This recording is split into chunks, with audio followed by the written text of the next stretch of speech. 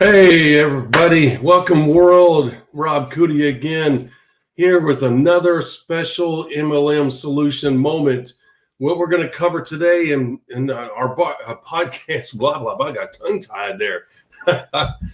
We are going to cover this topic right here. Today's podcast is going to be finding, identifying, and working with leaders. The rubber is meeting the road. We are making progress down the street of success. And this is part of the rubber meeting the road. You got to know this stuff. You got to know how to identify these leaders, how to work with them is the toughest challenge. We're going to talk about that stuff today. And that being said, let's get this show on the road.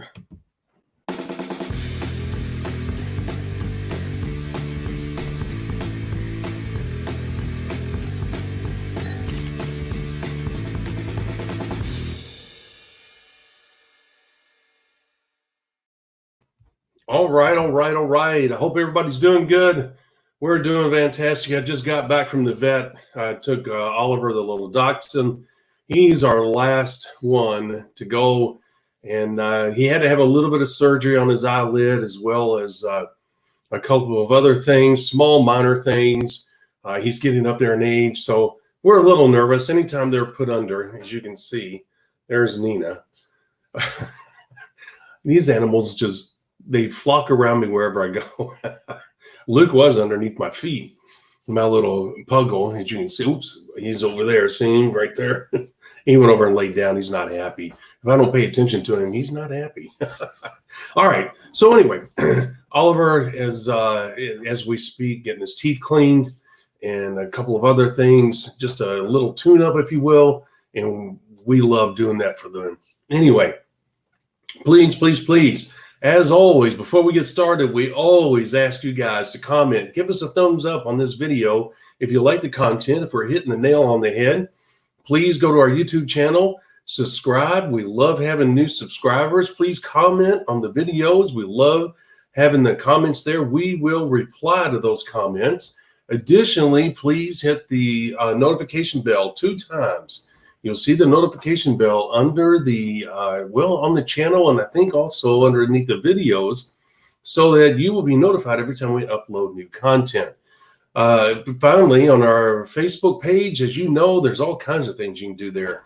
I know they got jumping up and down things, clapping things, heart things, smiley things, share buttons, all kinds of, man, it's crazy how you can share like buttons and all that stuff on Facebook. It's crazy the selections you have, but guess what? It all adds up the same thing. Us knowing that you enjoy and find this information worthy of us putting it out there, that you see value in it, and that's what we're looking for.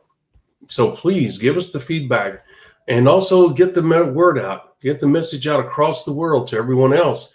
We do, and we ask that you help us. And it's always great. Word of mouth is the best way to go. And with what we're doing here with the share capabilities of social media, it's just very easy and only takes a few seconds. On our LinkedIn page, you can do the whatever it is that LinkedIn does and sharing, etc. And finally, on our Twitter, I know you can retweet and all kinds. I forget what kind of things it does. I know the retweets. And so, and you can like it and other things. We're also on SoundCloud, and you can, we're on Apple Podcasts, and guess what? We're on Google Podcasts as well. Most people don't even know Google has a podcast. Yes, they do. In fact, have that. All right. With that being said, let's get our show going. It's time for what? The gong. There we go. That's our official start to the show. All right. Here we go. We're going to be talking about, as we said earlier, finding, identifying, and working with leaders. All right, we've already talked about the importance of having leaders. We all understand, we should by now. And for you new folks, here's the thing. If you don't know this already, you have to know this.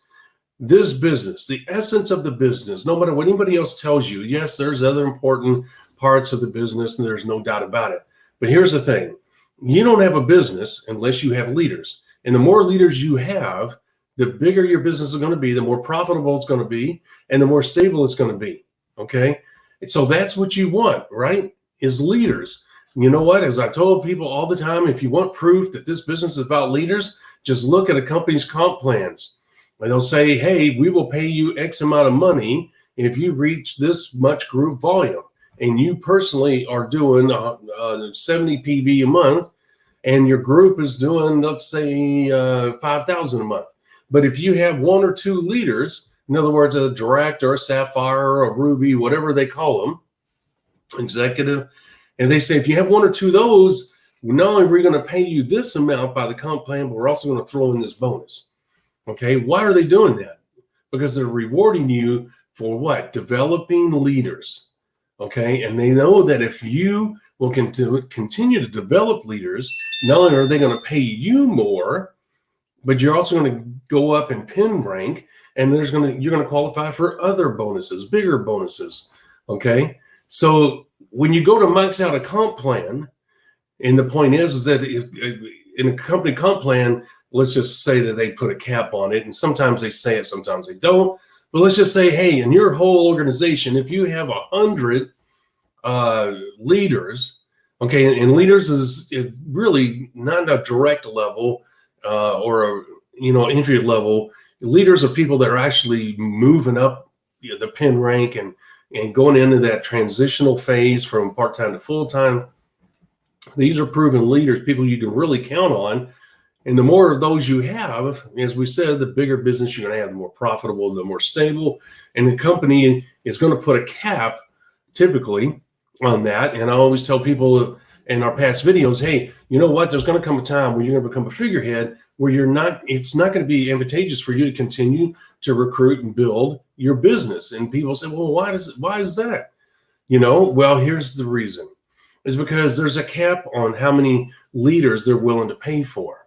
Okay. If they might say, okay, if you have 100 leaders in your business, you've maxed out the comp plan. Okay. Then that's not necessarily a bad thing. Okay. I mean, if you have that many leaders, and it's usually a lot more than that, but I'm just using that as a number, good round number that we can all relate to. The point is that you got to realize that you've maxed out the comp plan. So there's no sense in signing up more people and training them, unless it's just something that you like to do. I don't know about you, but I'd rather be on the beach drinking out of a coconut versus sponsor more people that are not going to bring anything to the table. Now, that's not saying I don't like helping people. That's not what I'm saying. You can do that when you play the role of the figurehead. Not only can you, because see, when you continue to sponsor people beyond the limits of the comp plan, you're being kind of selfish, because what are you doing? You're focusing on what impact that new person is going to have on you, your business, and your money. Okay. The thing is that you're forgetting about your downline. As a figurehead, you affect your whole business. Okay. Instead of just that one individual and it having that much of an impact on the rest of the business. Okay. So you get that. All right. So there is a limit. Okay. But the thing is, you got to find and identify and work with leaders. The working is going to be the hardest part. Believe it or not, out of all that. But we're going to address each and every one of those, so that you know how to find a leader, how to identify one. Look, you may, well, we'll get into that. I'm not going to jump around. Okay. So with that being said, let's get right to the first one, finding leaders. Okay. And what does that mean? Well, here's the thing. When you're out and about, if you're through your daily activities, you run into leaders all the time. You just don't realize it. Okay. And if you say, well, I'm going to make a conscious effort to go out and find these leaders, then here's the thing. You're going to go to places where business people are, people that teach people. There's people that train individuals, like a company will hire people to come in and train their workforce, those kind of people. If you look around and you see people flocking to one individual or a group of individuals, typically the people that these individuals are flocking to are leaders, teachers in schools, teachers in universities and colleges. The thing is that they're everywhere. Leaders have different traits. They have different identities, if you will. And once you know what to look for, then you'll be able to find these people quite easily. Okay. Now online, it's a little bit harder, right? Because I mean, it's online, they're really kind of an inanimate object. It's kind of how would you say, a mystery in finding those people online. Some people say, well, use social media to reach out and contact people. Well, here's the thing. So many networking companies and other businesses have done that it has become a real negative if you're going to start contacting people through social media about your business opportunity. Okay. The thing is that you want to be able to be a little more genuine, a little different, where you'll stand out and not fall into that typical mold of a network marketer. You got to separate yourself from that typical mold, that typical mindset, and the negativity that surrounds those terms and that type of activity. So you want to make sure that you're going to be out there and you're going to be like when I used to go out before we had all these tools available to us. And as I said before, all we had was a phone and a fax machine. But here's the thing. When I would go out and about, finding leaders was an easy thing to do. There wasn't a whole lot to worry about in regards to finding a leader because they were everywhere. Once you got out and about and you were a road warrior, you knew your antennas were up. You knew what to look for. You knew who to look for. And you learned where to go in the city, the town, whatever, to find where all these leaders congregated. And I know this doesn't make any sense. It probably sounds silly. I totally get that. But I'm telling you, just like anything else in life, people that have the same type of characteristics tend to flock together. Now, leaders never flock together. Let me give you an example. Eagles, each eagle is unto its own. It is a leader unto its own. Eagles do not flock together. Okay? Leaders typically don't flock together. They might go out and have a beer. They might hang out at work a little bit. But for the most part, leaders are kind of on their own. Okay? So the point is that if you're going to look for certain traits about a leader and identify them while you're out in public, these are some of the things you want to look for. And what I learned is I would watch their actions, I'd watch their words, I'd watch to see if people flock to them. And, if they came up and said, hey, Rob, I don't know how to do this. I know that I've seen you do this before. Can you help me? Or, hey, Rob, somebody told me that you knew how to do this and you were willing to teach me how to do it. And then the next thing you know, the word get out and a bunch of people would come and say, hey, Rob, teach us the same thing. Well, that's what a leader does. People feel comfortable coming to them. They're confident that Rob knows what he's doing. They also feel confident that Rob can teach them. He has the capability of doing that.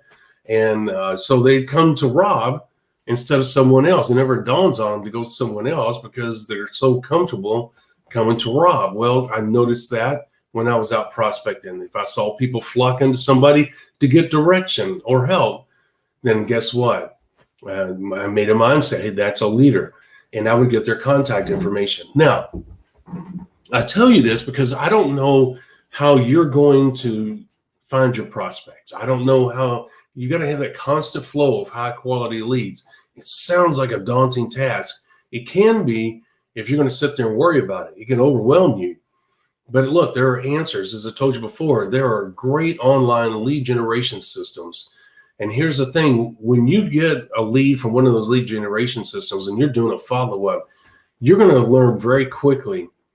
If you take the time to get to know them, if you say, hey, this is Rob from Louisville, Kentucky, and hey, I got this, I found out that you're interested in XYZ, and I just wanted to touch base with you real quick. But before we do, where are you located?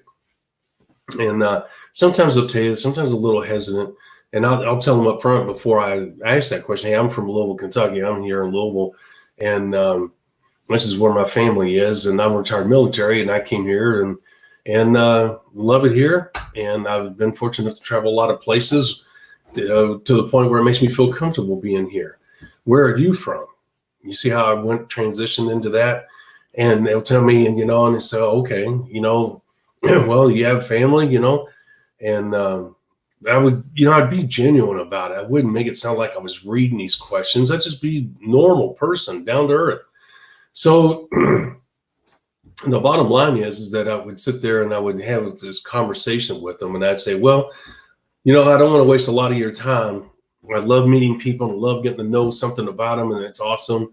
And I'm glad that we had a moment to visit there. But hey, I just wanted to touch base with you because you made it clear that you were interested in looking for a way to make extra money in part-time basis. And I just wanted to find out, okay, what is it that you do right now?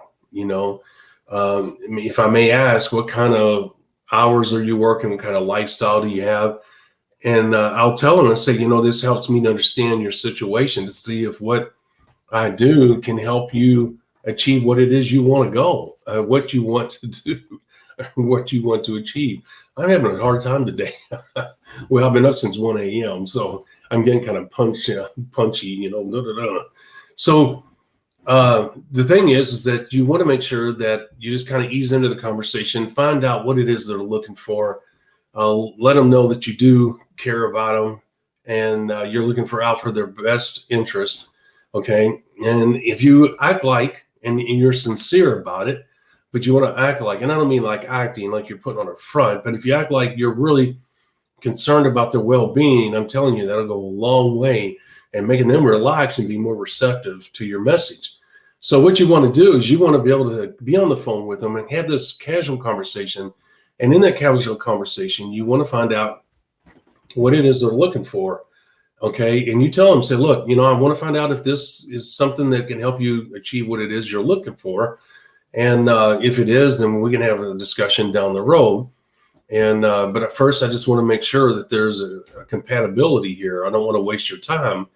And so once they say, yeah, you and I know that the business model is going to pretty much meet anybody's requirements as far as them looking for what it is they want. So when you're sitting there and you're having this discussion with them, you want to find out after you have the discussion, you find out, okay, this is what they want to achieve. You want to say, hey, look, here's what I got a hold of. And then you go into what? The message to their ears, right? Okay, so you have found this prospect. You've had this conversation with them, okay? And what are you doing now? Once you're having this conversation, you're identifying. First, we found them, okay? We had in our mind the traits that a leader has. Okay, so whatever way that you find or whatever way you feel comfortable in finding leaders, a constant source of them, once you are able to get in touch with them, what you're doing now is identifying by asking questions, okay? And sometimes based on my gut feeling during the conversation, I'll say, well, may I ask, what do you do at work? And if they say, well, I head up this division in this company and this, and I say, oh, okay, that's cool. Well, how long you been doing that? And they'll tell me. And I'll say, well, how many people work for you? And they'll tell me, and I said, I'll say, well, I bet you put in a lot of hours.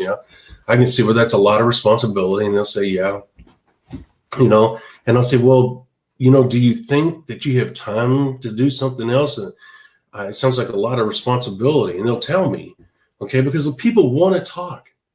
People want to have the ability to have a good conversation with someone. And when you're having a good conversation, guess who's listening? You. Okay, you've got to listen. You got to let them talk. Once they stop, you got to have a next question. You can't have that awkward moment of silence. You got to let them know that you're being attentive, that you're concerned about what they're talking about, and that you may have an answer. But you want them to know that you are, in fact, listening to what they're doing, okay, in their job. So once they tell you, why are you asking this? Because you're identifying whether they're a leader. You may think in your mind they're a leader, but as the details start to come out, guess what happens? You'll find out if they are, in fact, a leader. That doesn't mean if they're not a leader, okay, that you just hang up the phone and say, oh, you're not for me. Okay, I got to go. Talk to you later. It's been nice talking to you. But I thank you for your time. Bam, and you're gone. Look, you never know what's going to happen with each individual.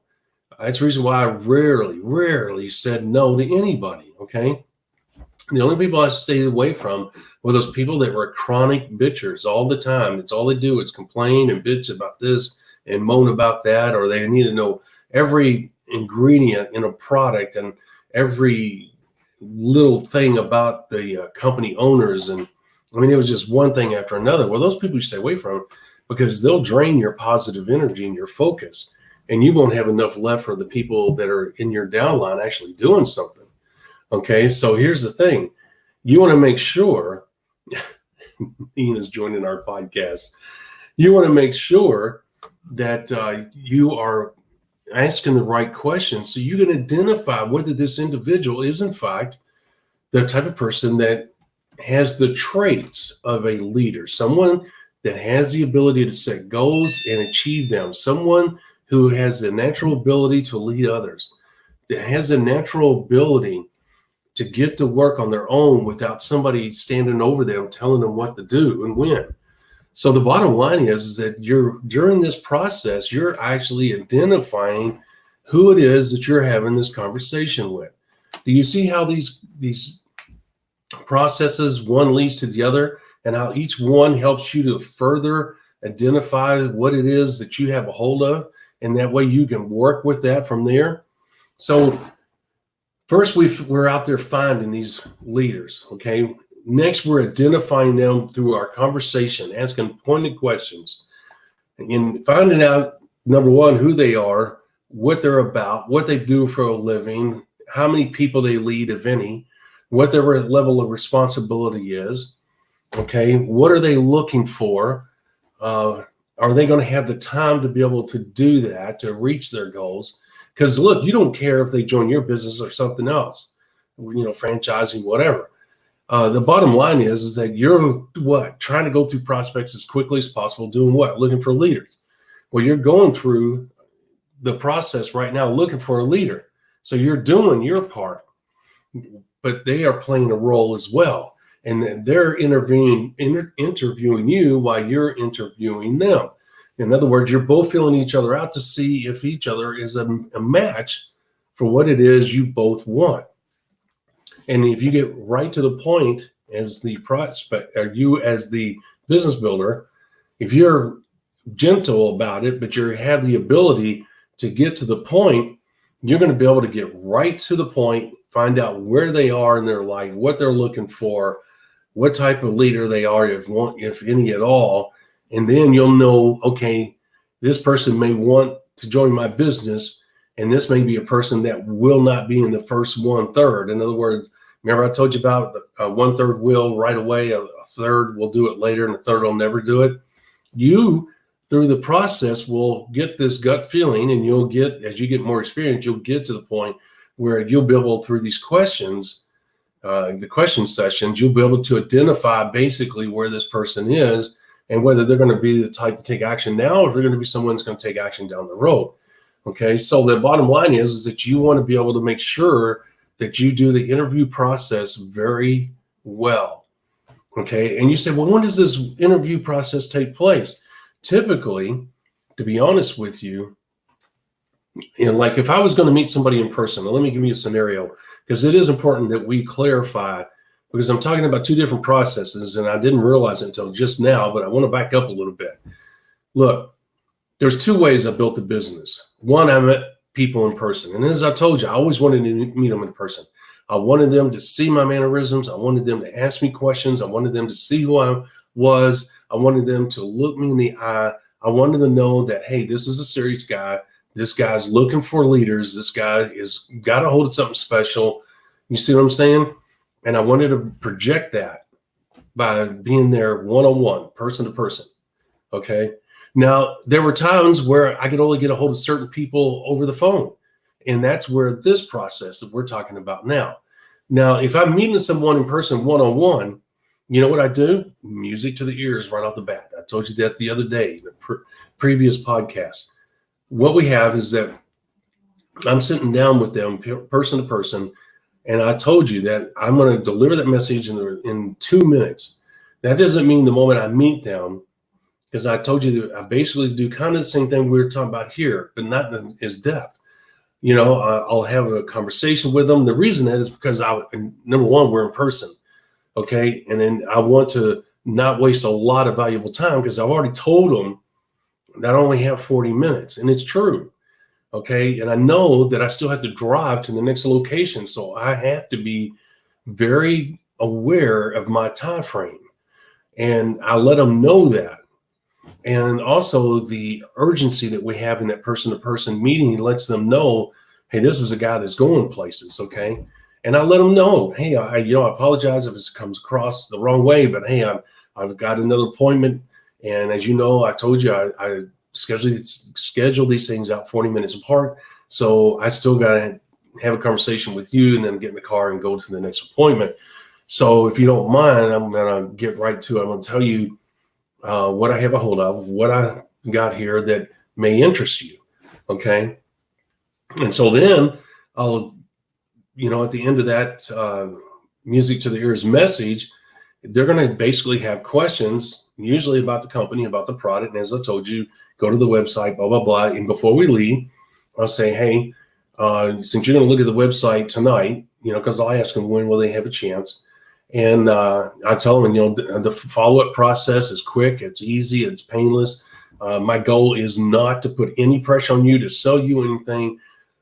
The reason for the follow-up is to answer your questions and to see if there's any interest on your part at all. Okay.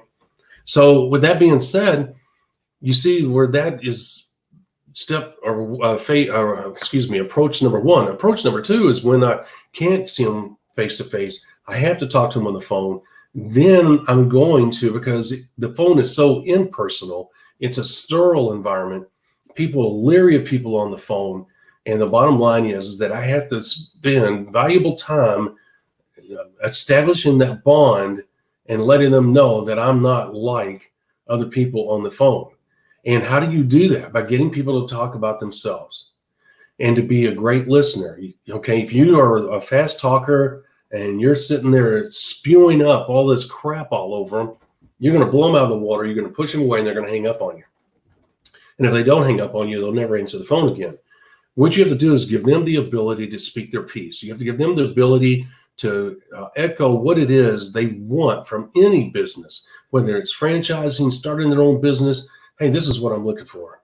Okay. And listen to them. And like I said, this business model can provide just about anything they're going to be looking for. But you have to be, as a leader, you have to be in a situation where you're going to listen and let them know, because your quietness is going to let them know that you're, in fact, listening and concerned about what they're saying. And that goes a long way. Do you see the difference between the two approaches? Do you see why you go about it differently? I am so sorry. I keep rubbing my nose because Nina's cat here. Anyway, the point is that you have a situation where there are two different approaches. You have to go about it differently. Otherwise, you're not going to be successful, and you don't want to waste any prospects because you work hard enough to find your prospects, and you don't want to blow them away by doing the wrong things right out of the gate. That's the reason why I wanted to take a step back and explain to you the difference between the two, because I was sitting here going through identifying the prospect, and I wasn't really clarifying what approach I was using, and I apologize for that. Okay, so to recap real quick before we get into the working with them, we talked about finding them. You know what? You got a mental state, what to look for, and what kind of traits a leader has. Whether you get their business cards, whether you know these people as acquaintances, whatever the case may be, you will develop a constant source. If you keep your eyes, I'm telling you, you can do it. We did it, as I said, with no tools at all, except for a phone. And the bottom line is you got good at knowing how to talk to people and get leads and get their names and do follow-ups. Okay. So when you do that, when you're out there and you're looking, because you have this mental trait list, if you will, and you're finding where they are, then you now have an idea of where you can go and look and find leaders that you can get in contact with. Once you contact them, You either meet them in person, okay, where you're going to deliver the music to their ears message because you only have 40 minutes. And then you're going to go into, hey, go to the company's website, learn about the product and the company, the leadership, etc. That's one approach. The other one's on the phone. You're going to introduce yourself. You're going to say, hey, I see that you're interested, in finding something that will help you do what it is you're looking for. If you don't mind, I just want to take a few moments to talk to you and find out what it is you're looking for to see if this is a match. And when you do that, okay, you're putting them at ease right away. And as I said, go into asking them some questions about their family, about their job, who do they lead people, so how many. There again, that's the two approaches, right? And so now we're moving into the working with a leader once they're in your business. Now, this is going to be a tough one because here's the thing. Leaders like doing things on their own. There are some leaders that are very meticulous about following things precisely as they're listed. If I tell them, look, there's 5 simple steps to networking success, they're going to say, okay, tell me what those 5 simple steps are. And they're going to write them down, or they're going to want the sheet, whatever the case may be, so they can follow those to the T. And if they have any questions, they're going to call, okay, now I've run into something I didn't expect to run into is I'm doing step number 3. Okay, and this is what I ran into. What do I do? Okay, and some of them are like that. They're very meticulous, step-by-step type people. There's other leaders that are, hey, Rob, get out of my way. You know what? If I need you, I'll call you. I got it. I understand it. This is simple. There's nothing hard about it. I just got to apply hard work. If I need you, bud, I'll get in touch with you. Okay? And I'll say, okay, that's fine. When people tell me that, I say, hey, that's fine. But here's what I'm going to do. Once a week, I'm going to email you or text you. Hey, is everything going good? And I'll do it every Friday. And a lot of times they're like, hey, that's cool. Don't have a problem with that. Okay. And I'll tell them, it's just my way of being there. I told you I would be. I want to honor that. And I want to make sure that I'm the one that has the initiative because I know you're going to be busy. And I just want to make sure I clear it through you first because I don't want you getting irritated over why am I contacting you. Okay. And so I keep the air clear by addressing that right away. So you see what I'm doing here. With one, I know that they're going to get in touch with me because they're a step-by-step, very detailed person. The other one is a guy that's like fly by the seat of his pants. Hey, I got it. Let me get out of here. And then you'll have some, those are the two extremes. And then you'll have some that are, of course, right in the middle. Okay. Sometimes they'll need clarification on this. And other times they're going to be just totally fine and out there on their own. And every once in a while, they are going to contact you. So the bottom line is that you're going to have to learn the unique talents and abilities of each one of your leaders. And when you do that, I'll kind of give you an idea of whether to kind of step back a little bit or step up and say, hey, I'm here for you if you need me. And some of the leaders, you got to be there again. You got to be upfront with them. How do you want to handle this working relationship? I'm going to teach you. I'm going to be there. I'm going to make sure. Then you tell me, Rob, I got it. And I'm going to step away. But once I step away, how often do you need my help? Do you want me to touch base with you every day, twice a week, once a week? Okay. And you want to make sure that you're clear, that you get that out of the air right away. And that way you have a clear idea of what type of leader you have and what you need to do to support them. I've had some leaders that I never heard from again, and they just kept right on rocking and rolling. Now, some leaders who are retreads, and they won't tell you the retreads. Okay. If they did not have a good experience and they built a business and it fell apart for whatever reason, and they may not want you to know what that reason is, they're not going to identify themselves as a leader. I've had that happen. I sponsored some Amway Diamonds that never even mentioned they were Amway Diamond until they were in my business for quite a long time. So the bottom line is that you have a situation where once you start sponsoring these type of people, you're going to find out they have very different, unique personalities, and some of them don't like being looked over. They don't want somebody looking over their shoulder. They feel like, hey, I'm an adult. I don't need that. I've had success at all different levels. And network marketing has a way of humbling people like that. I can promise you more times than not, they're going to get in touch with you. But as I said, you just want to make sure you clear the air as they separate from you. You know, it's like puppies separating from their mother at the 6-7 week mark. You know, there comes a point where there has to be that separation. And it's no different here. Of course, it happens in a matter of hours or days versus weeks.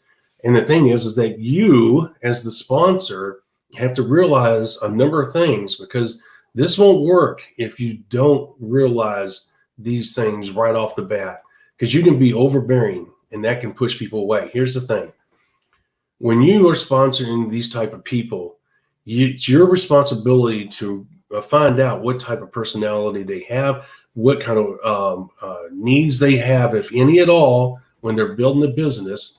And then you have to step back and you have to control yourself. And here's one way you have to realize how to do that. And it is this. It is not that's their business. It's not, you're not their boss. It's not your job to dictate what they will and will not do. Now, as we talked about the other day, if Rob sponsors Sally, and Sally's in Minnesota and I'm in Kentucky, and Sally is rocking and rolling, and she says, Rob, can you come up and meet my people and have a Q&A and do a presentation and you know, blah, blah, blah. And I'll say, well, sure, Sally, let's just make sure before I come up there. I said, you're rocking and rolling, but hey, before I come up there, I got to make sure that you're doing what I taught you. You're doing the 5 simple steps, right?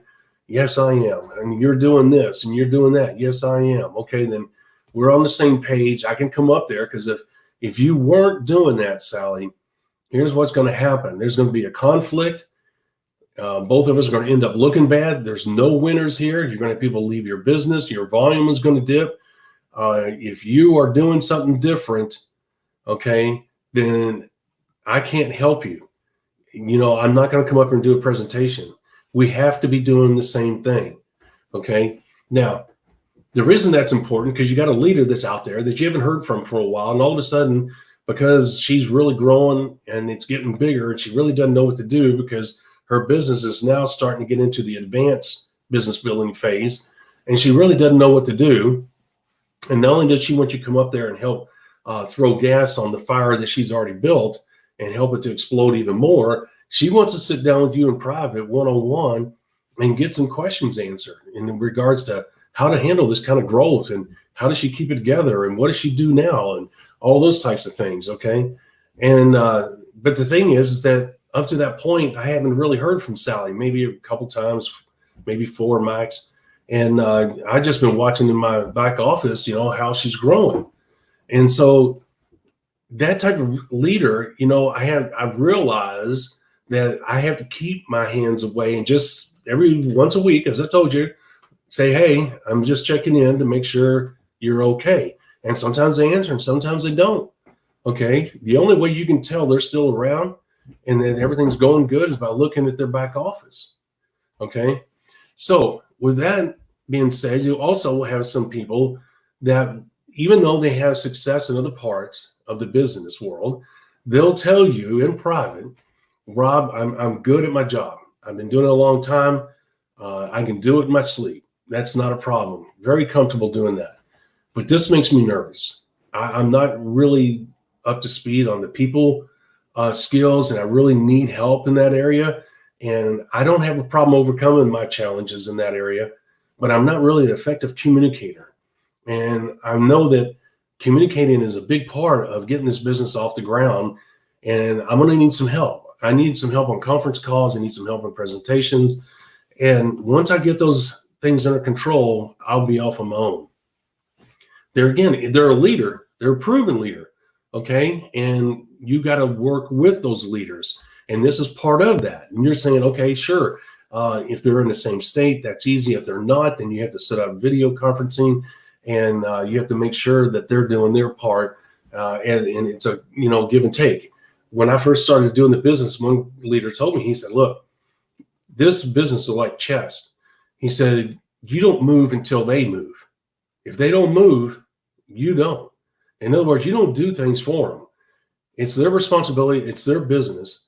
Okay. And they have to take responsibility for it, and they have to make the first move. So in other words, if they're not out there doing the business as I taught them, if they don't contact me, if they don't do the following and the following and the following, then guess what? I'm not going to make a move. I'm not going to call them up and say, hey, I see that your volume is falling. Is everything going all right? Do you need me to come up there? Or let me rephrase that. I'm coming up there. Okay. I see that things are falling apart. I'm going to come up there. So now you're overstepping your boundaries. You're being more of a dictator, you're being more of a boss. You're telling them what they're going to do and what you're going to do. I've had some leaders tell me, say, hey, you know what? Yeah, you've got your own business, but you're part of my organization. And you know what? You got to follow what I tell you to do. And I'm like, no, you're lucky I'm in your business. And additionally, I own my own business and nobody tells me what to do. I know what to do. And I don't need your help. I don't need your guidance. And of course, that didn't make them happy. But here's the bottom line. I took responsibility for my own business, and I knew that I did not need their help.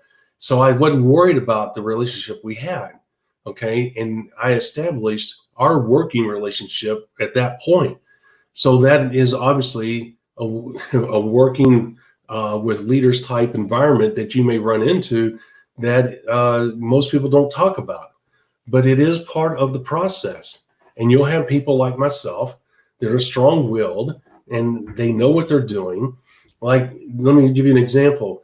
There are times when you sponsor, you're going through the prospecting process, and there's someone that's very quiet and doesn't say anything, and you end up sponsoring this person. This person's impressed with you, and they say, you know what, Rob's really spot on. I really like what's going on. He's told the truth. And you know what? They join your business and, they take off. I mean, they're just boom. And you're like, wow, what's going on? And then you come to find out they're a professional business builder. You just didn't know their name. And they never told you. Well, they don't have any obligation to tell you. And what they do is they keep their mouth shut and they sit there and listen to see if Rob knows what he's talking about and to see if Rob is doing the business right and to see if they're going to work with Rob or do their own thing. Okay. And the thing is, they went out and did their own thing. Why? Because they knew how to make this business go. They didn't need my guidance. They knew what they were doing. Okay. So that's a working relationship with a leader. Another example, I've had some leaders that were such a pain in the butt. I was just like, is this ever going to stop? Are they worth this effort? Okay. And some of them want you to hold their hand. Some of them just say, let's show me a little bit and I'll take it from there. Some of them will say, hey, I just got questions, and then I'll take it from there. Some of them will say, touch base with me once a week. And some of them you'll never hear from. But you got to learn as your business grows, and you're going to have these multitude of leaders. You have to learn how you're going to work with each and every one of them. And you have to learn the traits. And you can do that in a casual environment when you get together, when all the leaders get together, and you just go around asking questions and talking to them. You want to get to know them as a person first and foremost. You want to be genuine. You want to get to know them, but you also say, hey, and you ask them, hey, what's your background? What marketing, how's things going? What did you do to build your business? And so what you're doing is you're getting a feel for your leaders and how they're doing things, not necessarily checking the step-by-step, 5 simple steps process. What you're doing is finding out, okay, what kind of experience levels does this person have? What kind of success are they having? Because like I told you, your leaders don't always come from your front line. Your leaders could come from Sally, and Sally could be 4 levels down from your front line. In other words, on your 5th level. So the bottom line is that you don't know much about this leader who's in Sally's organization. And of course, Sally's in your organization. Okay. So they are a leader that's in your business, and you haven't had to deal with them, but they are part of the reason that you're making the big money, obviously. So it never hurts when you have a leadership gathering to get to know as many of those people as you can, listen to them, find out what kind of leader they are, so that if Sally ever leaves the business for whatever reason, and this person rolls up into your front line or whatever, that you're intimately aware of who they are, and you know what type of leader they are. And that way you know how to work with them, okay? Because they may come out of the blue, and you'd be like, okay, I have no idea who this person is, and I don't know the first thing about their qualifications as a leader. So I don't even know what to do here. And you don't want to be frozen like that. Always take the initiative. When you're a leader, when it's your business, it's Rob's organization. If I have somebody roll up, I'll email them. If I can, I'll call them. If I can, I'll text them, and I'll say, "Hey, welcome to, if it's my front line, or welcome to my third or second level, whatever the case may be." And I'll say, "This is Rob Cootie. Sally was in my business. She was one of my best performers. And I see that you've rolled up since she's left. And I just wanted to introduce myself. And if there's anything at all that you need, you let me know. If you want me to call you, I will. Otherwise, I will not. Here's my number if you want to call me. Here's my email address. Feel free to text me, email me, call me, whatever you may want to do. If you want me to call you, please reply with your phone number." So communication is key, but short and to the point communication is key. It leaves such a positive and professional impact in their mind that it will help build and blossom that growing leadership relationship that you two may have. So working with leaders, as you can see, can be very dynamic based on the situation. And leaders do fall in certain categories. If you look at extreme type A's, type B's, and type C's, these labels, if you want to use that term, are pretty accurate. I do agree with a lot of the traits that go with each and every one of those leaders. But the thing is that the reason I bring that up is because even science realizes that each one of these leaders are vastly different, have different traits, go about things differently, and a lot of times they can achieve the same levels of success, relatively speaking, and despite the fact that they have these unique differences in their traits, characteristics, and personalities. As you can imagine, I know some extreme type A people. Look, there's type A and there's an extreme type A, just like there's an extreme of the other ones as well. So the bottom line is that you have to understand what you have in your organization, especially when it comes to leadership makeup. So let's kind of recap real quick.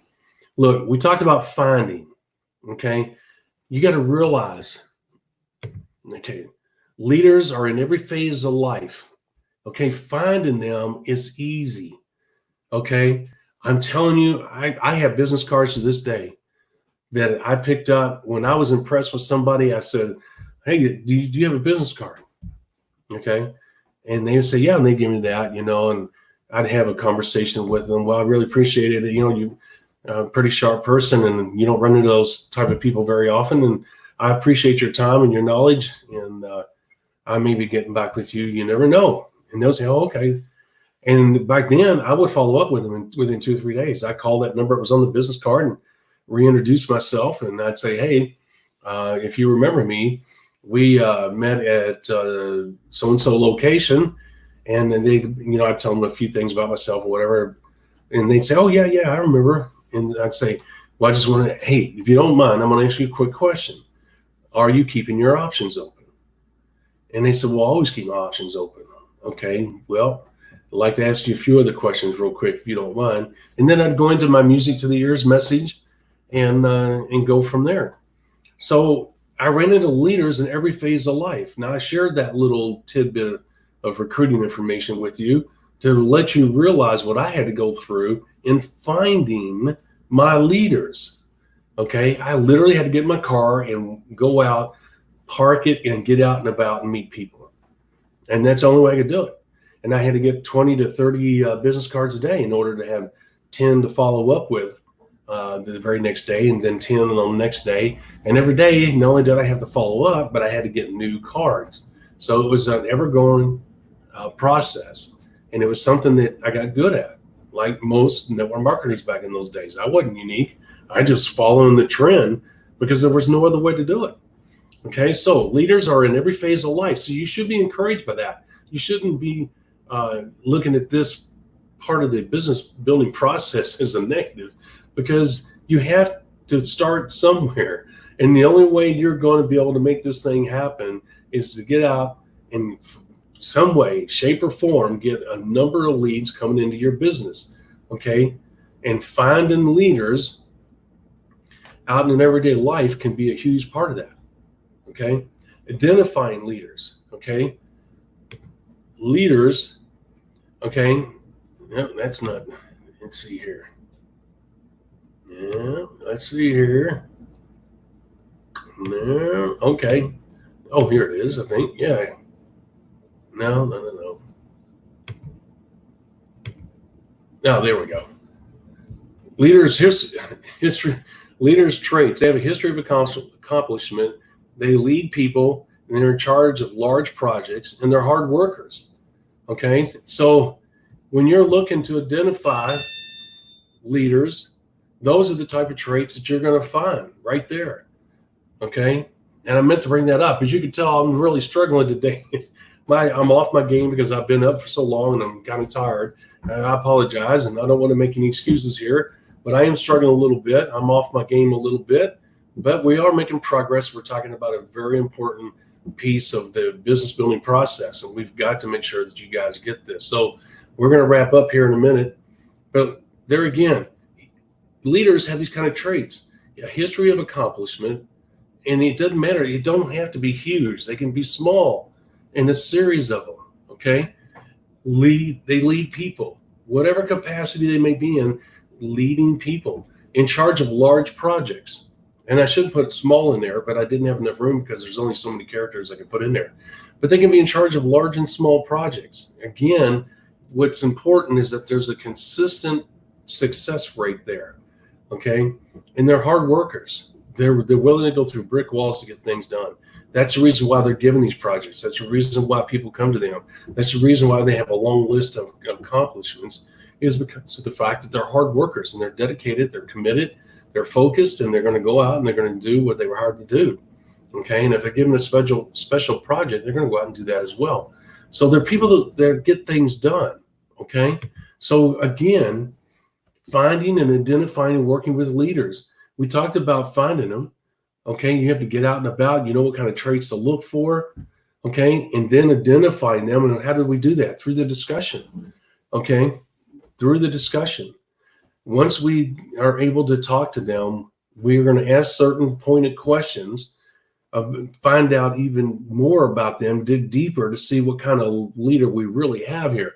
Is this somebody who's going to take action right away? Is this somebody who's going to wait a little bit before they take action? Where are they mind-wise? Where are they in their commitment level? Okay, in their desire to reach their goals. And so asking what time frame they want to reach their goals and how much time they're willing to devote is two real good indicators of just whether they fall in the first third or the second third. Okay, and then working with them, we talked about that. We talked about how difficult it can be to work with those people. And we also talked about how easy it can be. Matter of fact, to be honest with you, the ones that I never heard from were the ones that scared me the most, because I never knew what they were out there doing. But yet when I logged in the back office and looked back there, I was like, my gosh, they're tearing this thing up. I can remember like yesterday having some people like that in my downline for the first time, and it scared the crap out of me. I didn't know what to do. I almost wanted to run over there incognito and go to one of their presentations to see what they were telling people. You know, are they telling the truth? What is it? Are they giving these people money to come to these presentations? Are they paying these people's way into the business? What is it they're doing? You know, even though I taught them the right way to do it, and I was confident that they were doing the right things, I never heard from them. So it made me nervous, and I wanted to find out, hey, what exactly are you doing? How are you signing people up like this? Okay. They were just hard workers. They were natural leaders of people, and people followed them. And when they told people to do something, more times than not, they did. And that's basically what was going on in these situations. So of course, you have the other end of the spectrum where, like I said, you'll have a leader, which just kind of blows you away. You got a leader that, as I said, they're a little shy. They're a little uneasy, and you got to hold their hand for a little bit. But once they get the grasp of it, they'll say, okay, I'm good to go. And they're on their own. And chances are you don't hear from them again. So once again, you'll have the ability to learn this on the fly because that's the only way to learn it. There's no real hardcore way to teach you this. Life itself is the best teacher. And the great thing is that you have us as a backup. As I told you guys before, we're always there. We're the only ones that teach this stuff. We're the only ones that touch on this stuff. And as you can see, this is vitally important. Look, if you don't know these things, you are going to struggle on finding and identifying leaders. You're going to think everybody's a leader, and you're going to waste your valuable time on people that will never be a leader. There's a document I wrote that says, and even Zig Ziglar, that's where I learned it. He said, don't try to turn a 5 into a 10. And if you don't know what that means, I'll tell you in a later broadcast. But the bottom line is, folks, you don't want to waste your valuable time trying to turn a penny into $1. Okay, you can't do it. And that's what it's saying. Don't try and turn a 5 into a 10. You have to let them be what they are. It's your job to learn how to identify who they are, accept them for who they are, and develop a working relationship with who they are. And that's how your business will grow. That's how people will stay with you, because they say they know and respect my position. They're there when I need them. They're not overbearing. They're not breathing down my throat. They don't act like my boss. They don't come and tell me what they are going to do. And they're very diplomatic about if we have a problem. We discuss things. They're willing to listen. I mean, you look at all the positives. So why is that important? Because you know what that's going to do? It's going to stabilize your business. Why? Because you learn to what? Work with leaders. And this is one of those things that, once again, you do not learn anyplace else. People do not teach this stuff. And as you can see, it's vitally important to your success. You have to know how to find leaders, how to identify those leaders, what type of leader they are, and then how to work with them once they join your business, okay? And communication is a big part of that. But also the other part of it, which is equally as important, is you learning how to identify them and know inherently when to step back and when to step forward. And you're going to say, okay, you know what? I've seen this before. I need to ask Larry if he wants me to help him out, because I can see he's struggling a little bit. I don't think Larry will be offended. I'm going to get in touch with Larry and say, hey, bud, I see that you're struggling a little bit. Would you like a helping hand for a little bit? On the other hand, there's other leaders that you don't want to do that with. You know, hey, Rob, touching base, just make sure everything's okay. You got any questions? See the different approach? I had to learn it the hard way. I mean, there's some people that got really pissed off, you know, felt like I was breathing down their throat and stuff, or I was double checking, you know, what they were doing, or, hey, it was my way of trying to control them. And it's like, no, that's not it at all. It never came across to me, to myself, sitting in private, thinking that I was doing those things, but that's the way it came across to them. And it never even would have dawned on me, if they hadn't said anything, that that's what was going on. So I had to learn it the hard way. I'm sharing it with you so you don't have to learn the hard way. So as you can see, guys, you're not going to learn this stuff anyplace else. I mean, look at all the golden nuggets I shared with you guys today. Even though I struggled with this particular podcast, there was still a lot of great information. And if you go back and watch this, if you can drag yourself through, thank God you can scroll through the video on YouTube and go through my parts that struggle. But even to the parts I struggled, I was talking about some really important stuff. I did kind of rehash it over a couple times, and here's why: because I wanted to make sure it was clear. I wanted to make sure that I was, even on my day where I'm off my game a little bit, I wanted to make sure that I was getting the point across clearly, because it's important that you understand that, what I was talking about. So again, as you can imagine, if I'm sharing this kind of information with you right now, can you imagine what's in the members area?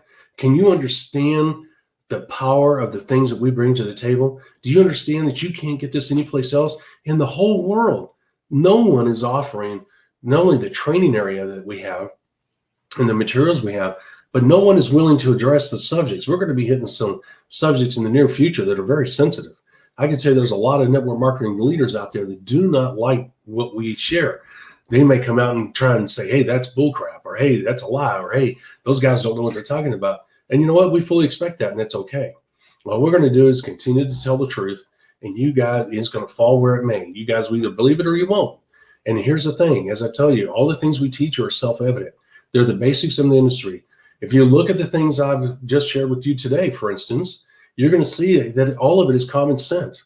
All of it is not only a part of the network marketing industry, but it's part of life.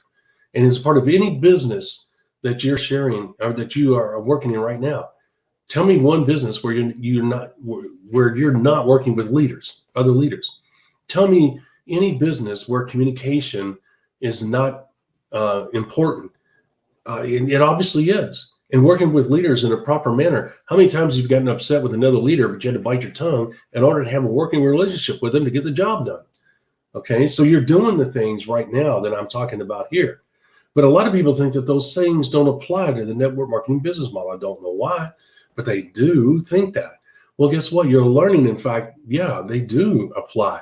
But there's some unique twist that go with these particular, with the network marketing business model, when you have life events, common like events that are happening in a regular business, and they're happening also in the network marketing business model. But the thing is, as you can see by the examples I've given and by the guidance that I've given, the bottom line is that it's a little bit different, it has a little twist to it. And you got to be conscious of those little twists. Otherwise, once again, you're going to undermine the success or the foundation that you're laying, and you won't have success. And you'll start building that vertical climb, and the next thing you know, you're boom, and you'll wonder what happened. Why did that fall apart? Well, some of the reasons that they fall apart is right here, because people are so excited. They sign up a leader, and once they sign them up, they really don't know what to do, and they're so excited they wanted to be in the grill of their new leader, and their leader's like, Ben, take a step back. I got this. No, we got to work together. You got to help. Because the person the sponsor doesn't know how to work with the leader. They're just excited they got one. So I remember when I first started the business, and when I sponsored some heavy hitters, as they call them, my sponsor would step in and say, Rod, no offense, but you're new. You did a wonderful job. You got these guys signed up. That is phenomenal. These guys have real promise. These guys have experience. Here's the thing. These guys are going to want to work with somebody that's been in this business, somebody that knows what they're doing, someone that can speak their language. You're going to get all the credit. Nobody's taking them away. They're still below you. The volume is still going to come through your business, but we need to work with them. And so that's what would happen. Why? Because I was green. I didn't know what I was doing.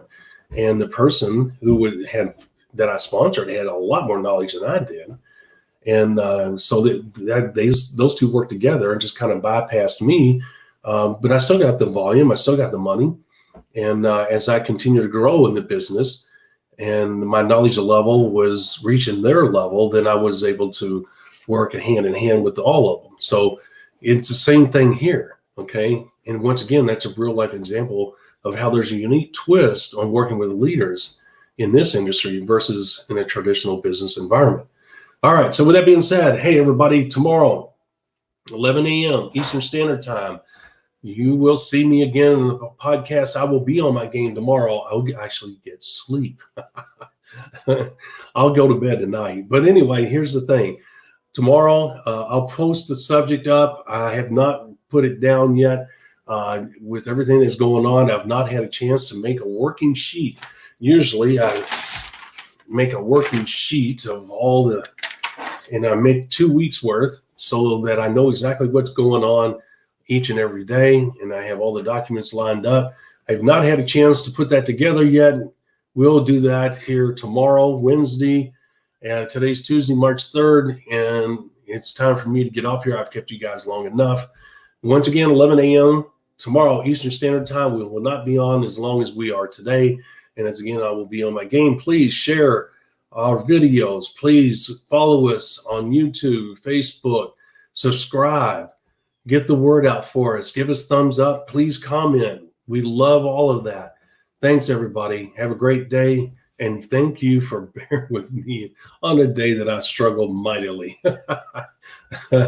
All right. Y'all take care. Bye.